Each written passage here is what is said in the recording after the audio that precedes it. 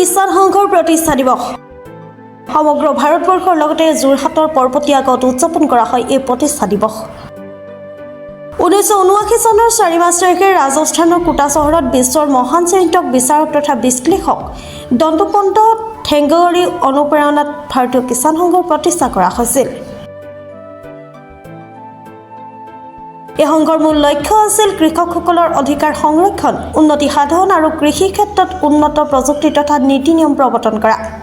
প্ৰতি বছৰে 4 মাৰ্চ তাৰিখে ভাৰতীয় কিষাণ সংঘৰ প্ৰতিষ্ঠা দিৱস উদযাপন কৰা হয়। সমগ্ৰ ভাৰতবৰ্ষৰ লগতে অসমতো এই দিনটি যথাযোগ্য মৰ্যাদাৰে পালন কৰা হয়। এই উপলক্ষে ৰাজ্যখনৰ বিভিন্ন ঠাইত কৃষকসকলৰ উন্নয়ন কেন্দ্ৰিক অনুষ্ঠান, আলোচনা সভা, কৰ্মশালা আয়োজন কৰা হয়। আজি যোৰহাট জিলাৰ জিলা সম্পাদক বীৰেন দত্তৰ নেতৃত্বত কিষাণ সংঘৰ প্ৰতিষ্ঠা দিৱস উদযাপন কৰা হয়। অসমৰ যোৰহাট জিলাৰ অন্তৰ্গত পৰ্বতীয়া গাঁৱত এই প্ৰতিষ্ঠা দিৱস উপলক্ষে এক বিশেষ সভাৰ আয়োজন কৰা হয়। উক্ত সভাত অসম কৃষি বিশ্ববিদ্যালয়ৰ উচ্চপদস্থ বিষয়াসকল, কৃষি বিভাগৰ কৰ্তৃপক্ষ, স্থানীয় কৃষক, গোপালক, মৎস্যপালক আদি উপস্থিত থাকে। এই সভাত বিশেষকৈ আৰ্ছেনিকযুক্ত পানী, মাটি, ধান আৰু চাউলৰ ক্ষতিকাৰক প্ৰভাৱৰ বিষয়ে আলোচনা কৰা হয়। কৃষি বিভাগৰ বিষয়া কৰ্মচাৰীয়ে আৰ্ছেনিক মুক্ত কৃষি পদ্ধতিৰ বাবে উপযুক্ত দিহা পৰামৰ্শ আগবঢ়ায়। সভাত উল্লেখযোগ্যভাৱে কৃষকসকলৰ অভাৱ অভিযোগ আদি তথা কৃষকসকলৰ সুবিধাৰ বাবে নতুন প্ৰযুক্তি, অধিক উৎপাদনক্ষম শস্য বীজ, জৈৱ কৃষি পদ্ধতি আৰু চৰকাৰৰ বিভিন্ন আঁচনি সম্পৰ্কে সজাগতা সৃষ্টি কৰা হয়।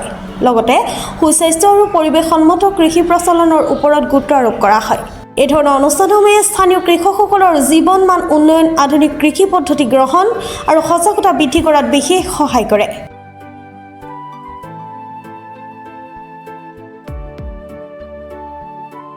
ভাৰতীয় কিষাণ সংঘৰ 4 মাৰ্চৰ প্ৰতিষ্ঠা দিৱস আছে। 1979 চনত ৰাজস্থান কোটাত এজন বিশিষ্ট বিশ্লেষক, বিশিষ্ট মহান ব্যক্তি মাননীয় দন্তপন্ত ঠেংগাজী ভাৰতীয় কিষাণ সংঘৰ 4 মাৰ্চত প্ৰতিষ্ঠা দিৱস কৰিছিলে। ভাৰতবৰ্ষৰ আজি এই 4 মাৰ্চৰ ভাৰতীয় কিষাণ সংঘৰ প্ৰতিষ্ঠা দিৱস হিচাপে পালন কৰা হৈছে। আজি ভাৰতীয় কিষাণ সংঘৰ প্ৰতিষ্ঠা দিৱসৰ সংগতি ৰাখি আজি পৰ্বতীয়া গাঁৱৰ RLৰ আজি সুৰভি দুগ্ধ উন্নয়নৰ সমবায় ছ'চাইটিত বৃহৎ সংখ্যক তেখেতসকলে প্ৰায় 300-400 ওপৰত ফাৰ্মাৰ ছ'চাইটি এটি গঠন কৰা আছে। এই ছ'চাইটিখনৰ অসমৰ জেগাত অসমৰ প্ৰায় জিলাৰ ভিতৰত যোৰহাট জিলাৰ এক স্বীকৃতি পাবলৈ সক্ষম হৈছে। আজি ভাৰতীয় কিষাণ সংঘৰ প্ৰতিষ্ঠা দিৱসৰ সংগতি ৰাখি আমাৰ অসম কৃষি বিশ্ববিদ্যালয়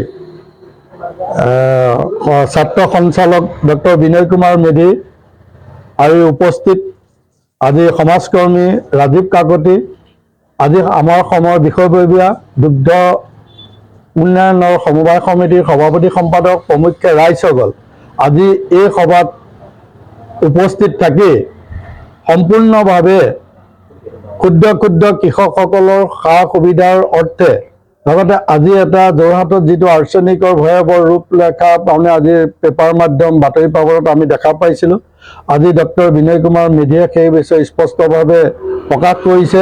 সেইকাৰণে ৰাইজে সন্তোষো পাইছে যাতে অনাগত ভৱিষ্যত ৰাইজৰ পৰা যিটো মানে শংকা দূৰ হৈছে সেই বিষয়টোৰ ওপৰতো ৰাইজে আজি উপলব্ধি কৰিছে।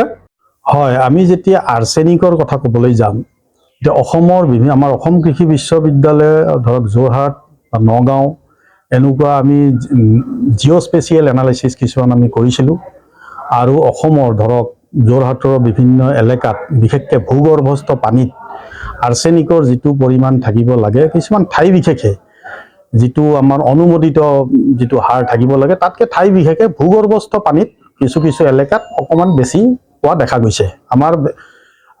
আমি ৰিচাৰ্চ কৰি আমি সেইটোৱে পাইছোঁ। এতিয়া ধৰক আৰ্ছেনিকৰ হাৰটো থাকিব লাগে পানীত 50 ppb, অৰ্থাৎ প্ৰতি 1 লিটাৰ পানীত 50 মাইক্ৰগ্ৰাম আৰ্ছেনিক থাকিব লাগে।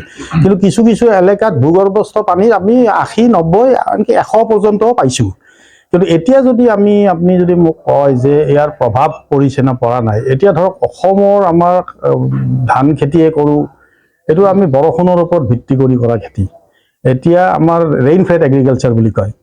গতিকে যেতিয়া ধৰক আৰ্ছেনিকে এতিয়া ধৰক কিছুমান ধৰক আমাৰ 17 লাখ হেক্টৰ আমি শালি খেতি কৰোঁ আৰু ধৰক 3-4 লাখ হেক্টৰ আমি বৰ খেতি কৰোঁ ইৰিগেটেড ৱাটাৰ।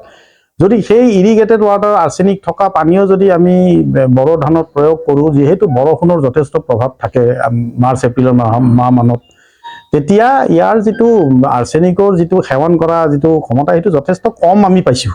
এতিয়া ধৰক ওলাইছে প্ৰিণ্ট মিডিয়াত ওলাইছে, এতিয়া আমাৰ অনুমোদিত হাৰটো হ'ল 1 মিলিগ্ৰাম প্ৰতি কেজি ধানত, কিন্তু প্ৰতি কেজি চাউলত নহয়। আকৌ আমি চাউল বুলি ক'লে বগা চাউলটো আমি যিটো খাওঁ সেইটোৰ অনুমোদিত হাৰ নহয়, এইটো 1 মিলিগ্ৰাম প্ৰতি কেজি ধানত।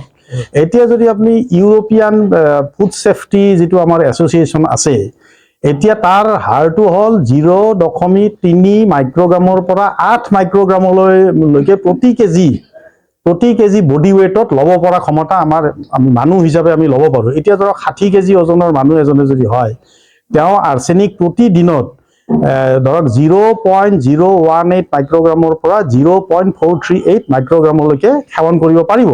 এতিয়া আমি আমাৰ চাউল, এতিয়া ধৰক তিতাবৰৰ চাউলে কওক বা এই কওক, এতিয়া আমাৰ তিতাবৰৰ ধানত পাইছে 0.8 মিলিগ্ৰাম প্ৰতি কেজি। এতিয়া আমাৰ ধান বুলি ক'লে ধানৰ বাকলি আছে, বাকলিৰ তলত আপোনাৰ ধৰক ব্ৰেন লেয়াৰ বুলি কয়, ব্ৰাউন ৰাইচ বুলি কয়, আৰু এলিৰন লেয়াৰ এটা কয়, তাত 90% আপোনাৰ আৰ্ছেনিকটো গুচি যায়।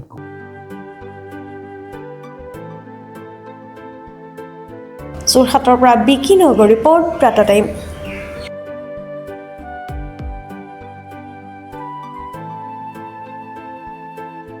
অসমৰ সংবাদ জগতখনৰ বাবে এক সুখবৰ। নৰূপ নসাজেৰে প্ৰায় 30 বছৰীয়া অভিজ্ঞতাপুষ্ট সাপ্তাহিক কবচ পুনৰ এবাৰ ৰাজ্যৰ মাজলৈ। স্বত্বাধিকাৰী প্ৰণীতা কলিতাৰ দ্বাৰা প্ৰকাশিত আৰু অমৰজ্যোতি প্ৰিণ্টাৰ্ছ, গুৱাহাটী কমাৰ্চ কলেজৰ বিপৰীত ফালে মুদ্ৰিত।